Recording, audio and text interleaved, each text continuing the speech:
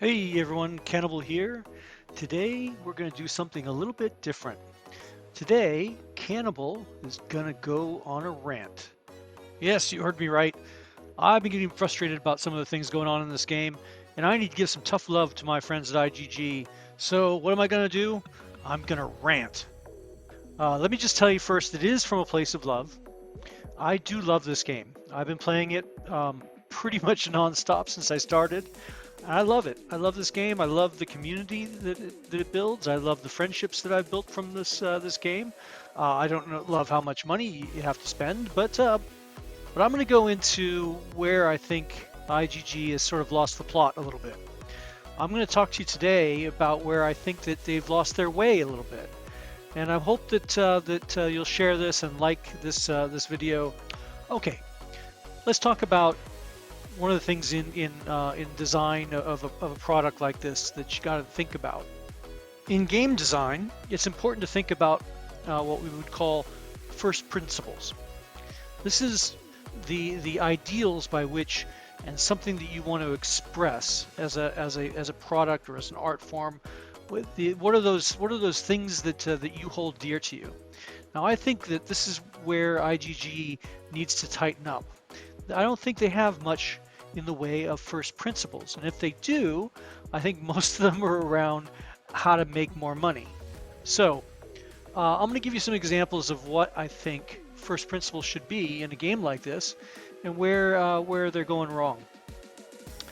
Most important thing about a game like this is the community. The friendships and the rivalries that you form through the gameplay is the most important thing that you can do in a game like this, because it keeps people coming back. It keeps people coming back to talk to their friends, to play the game with their friends, to try to get an upper hand on the rival guild. All of those things are what make the game something you want to play, and that community as a whole and that camaraderie that's built from the game is the most important first principle that you can prioritize in your game.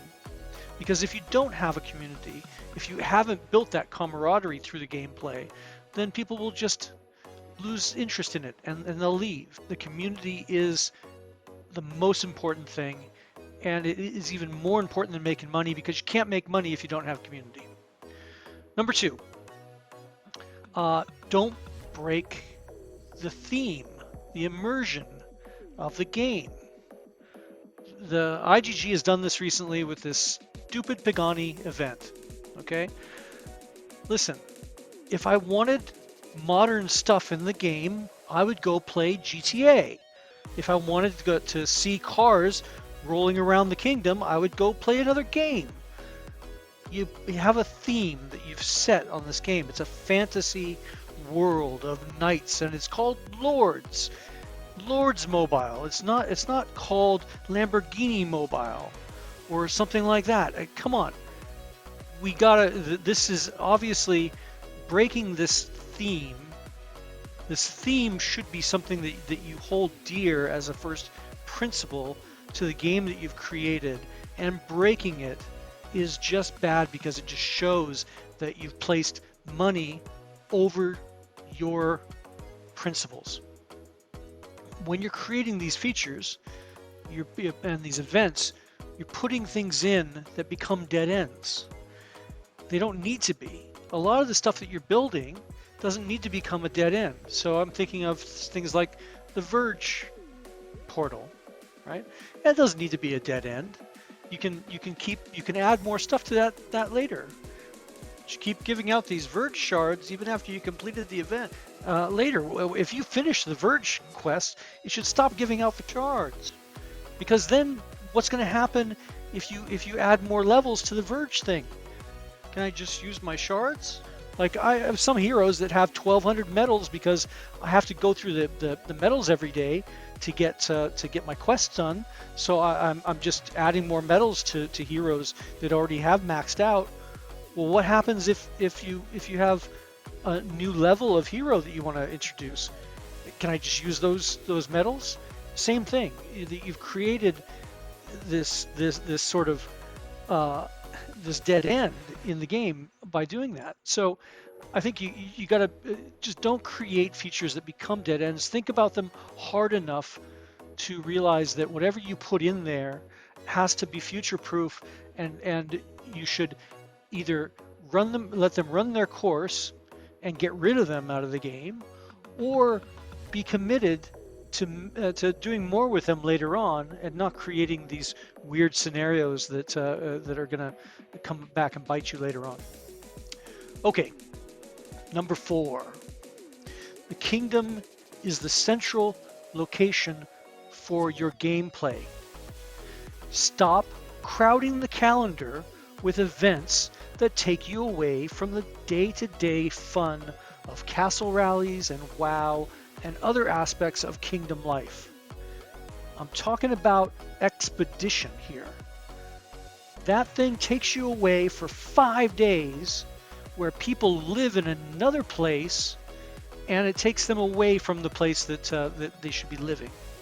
Build more around interacting with others in our kingdom. That's what we like to do. We have rivalries that we build up over time, and we want to go and we want to burn the new guild that just came in and all this sort of stuff. And if you keep taking us away in all these events, we're not going to be able to do that. So is this a principle? Is the kingdom the central place where you need to be living and playing the game? Or is this model that you're building up of a very fragmented place where you don't have any real home? Is that what you want? Okay, lastly, think more about the low spend players in your game.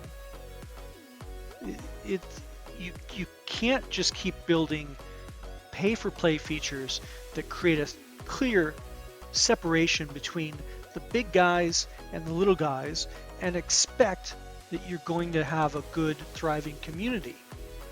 You want those players that are low spend to be part of your game, keeping it going. A lot of times, they're the most loyal players that you're going to find in your game, are the low spend players. Give them a chance to be competitive. And if we look at things like barons or emperor or paladin or any of these things, there's no chance that these low spend players can compete in a lot of these events. Even expedition is way too expensive for a low spend player. Yeah, you can go buy resources and blah blah blah. Forget it. All of these speed ups that you're spending and all that, it's way too expensive. Think about that when you're designing these things. Make sure that you're not leaving out these low spend players. Okay, so that should be a core set of principles that we can agree upon. There's probably more. These are just examples that I'm giving you here of how I think the IGG team should be thinking about designing their game. They seem to be stuck a little bit here, and they're kind of being led around by the nose by their business development people and the people trying to do these collaboration events. They just seem to be led around by the nose there. I'm saying, hey, product people, get your team together, come up with some principles that will help you make a better game moving forward. Okay, here's some specific nits that I've got with the game that just haven't been fixed for a long time. Let's start with the easy ones. Dead end artifacts. Are these event artifacts that we've got that I couldn't max out during the event? Does that mean that I will always be at a disadvantage to the people who were able to max them out in that time window? Here's an idea. What about a lost and found artifact event where you can have a hope at leveling these things up? There's a lot of these artifacts that are going out there that give a lot of stats, and they only happen during those events. And if you don't get those things maxed out, then a year from now you're going to have 5%, 10%, 20% less stats than the guys who were able to do that during the event. Maybe you were on vacation during the event. Does that mean you're doomed to always having no way to level up? I think you need to think about that. Uh, okay, WoW. WoW event. I love playing WoW. I love playing WoW, and it's a great kingdom level part of the game. But let's be honest, it's been taken over by mercenaries. WoW is largely just a way for traveling mercenaries to go from kingdom to kingdom, show off their might, and beat some guild in a kingdom that they have no relationship to at all. That's wrong. It's just wrong. The people that live in that kingdom are the ones that should be fighting WoW. Now, how can you do that? Well, I mean, here's a simple thing you could do. You could just simply say, for you to be participating in WoW, you have to at least have spent one full day in that guild, in that kingdom, or at least in that guild in the last week. Now, I think that would just exclude all the mercenaries because they're not gonna. They just hop from guild to guild. I watch them sometimes. I'll watch them go from one kingdom to another in one night where WoW is going on, and they'll just jump from one to the other. Now, look, I get it. These guys have spent a lot of money on their accounts, and they're building up their skills as rally leads, and they're showing off their skills and all that. And I'm not saying that we haven't used them either, but we have Baladin and we have Barons and all that. The guild that are in the kingdom should be who's fighting WoW. That's my take on it. Others might have different opinions on that. This is my channel. That's what I'm gonna say. Okay. Next, the guild chat is constantly being spammed by poorly designed events. Like every time there's an expedition, it's the worst. That's a constant spamming on your guild chat.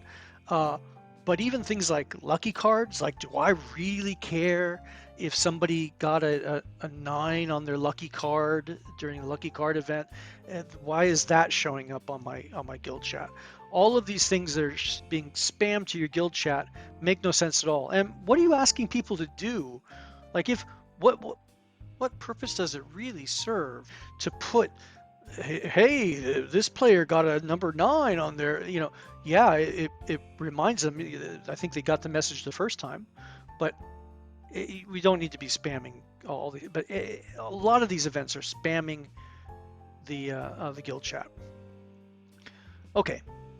Then there's just some stupid bugs like you look at your familiars and some of them say max familiars and they're under a category called max familiars, and some of them are maxed but they aren't in the category of max familiars. That's just like, and that's been there for years. You figure somebody would have spotted that by now and just fix that, right? I talked about a little bit about the dead end features like Vergeway and hero development, but also trial by fire, VIP. Like if you have a VIP 16, what's going to happen? I've built up a bunch of VIP points. Can I use that when it comes up? Does that mean that everybody that has been building up VIP from 15 will immediately go to 16? Is that what's going to happen? Well, I mean, it's great for me, maybe not great for the rest of the game, but okay. But I think you should think about that.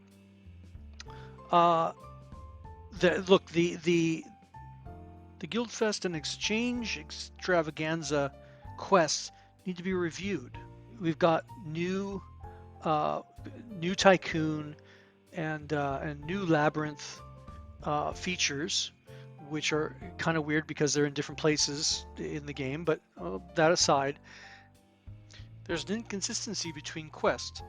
Some quests handle that just fine, and if you and will handle if you meet a gremlin in one or the other labyrinth or whatever, it'll handle that. Others don't, and it's not obvious. So you'll take a mission and you'll want to do it on the new labyrinth, and it won't work. That sort of thing just needs to be cleaned up. It's just, that's just messiness. Somebody hasn't gone through all the missions and just made them all consistent so that if you're on the new labyrinth or the old labyrinth or the new or the new tycoon or the old tycoon, it just needs to be all consistent. Okay. Uh, Dark Nest auto join. So the auto join feature for Dark Nests. Why does it just send the max of the whatever troop type you have? I don't want to be sending T5s in every Dark Nest. I don't want to do it. Like I got to heal those things, and those cost Lunite. And I hate that I have to be spending on Lunite. That's another thing that shouldn't be doing. But okay, if as long as you're going to charge for Lunite, stop forcing me to send T5s on Darkness marches. Next, what's this? What's with KvK changing days? You're bleeding into the weekday now with KvK. It makes no sense. KvK is a weekend thing. It should start on Saturday, end on Sunday. Stop putting it on Monday. That's because you're crowding the calendar with all these other events that we don't care about. What's going on with KvK? Okay, let's talk about Expedition. Expedition is still a mess. I did a video on this a little while back. Went through the second one, and they made some changes. One of the things they made a change to is the cost of healing. Well, that's fine. They got you got a 50% discount on the healing, but don't think we didn't notice how every tower was a lot, and I mean a lot harder. So we kept putting more people in the hospital trying to win all those towers, and there's a lot of towers. So you take you give something, but then you take something away at the same time. Don't think we didn't notice that. That's not cool. So it's way too expensive. Uh, what we did was we got our rewards in the non-combat phases as much as we could, and then we came in and on the last day and we did a little bit of combat to get some points. Now this whole event takes you away again from the kingdom that you're living in. Everybody's living in this thing for 5 days. It's silly. This thing should be a one-day event, maybe a day and a half or something. It should definitely not be a 5-day event. And uh, just get through it, get people back to their lives, less time on the calendar, less things that are going to be in conflict. Like, for instance, every time you're in one of these things, WoW comes up at the same time.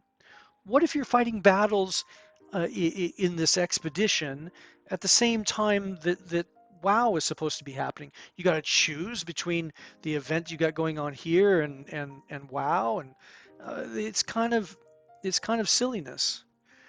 So I mean, if you really think this event is going to be important, then you shouldn't be making it so long that you're forcing those sort of decisions that often. So uh,